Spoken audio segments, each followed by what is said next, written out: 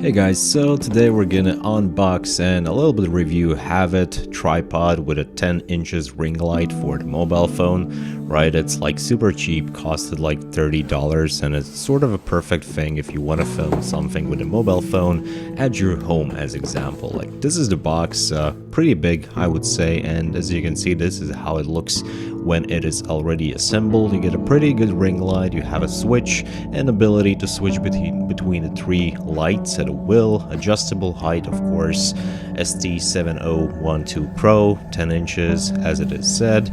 So looking into the box, the first thing that you will notice is that it's pretty compact. The only thing that you will have in the packaging is the connector to the phone holder itself, the ring light, and the tripod. The tripod is basically the same as you are used to see with all the cameras and everything else. The only thing is that the head is a little bit different so that you have a possibility to connect your ring light into the ring light using this holder, or call it whatever you want. You just screw it on the ring light and then you have ability to put in your mobile phone no matter of the brand.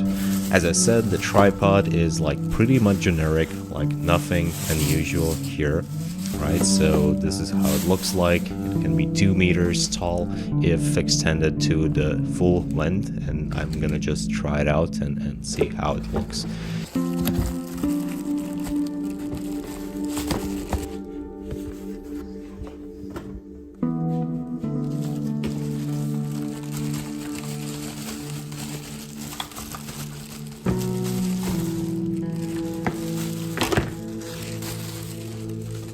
So as you can see, the ring light itself is powered by USB connector, which might come as advantage or disadvantage to some of you.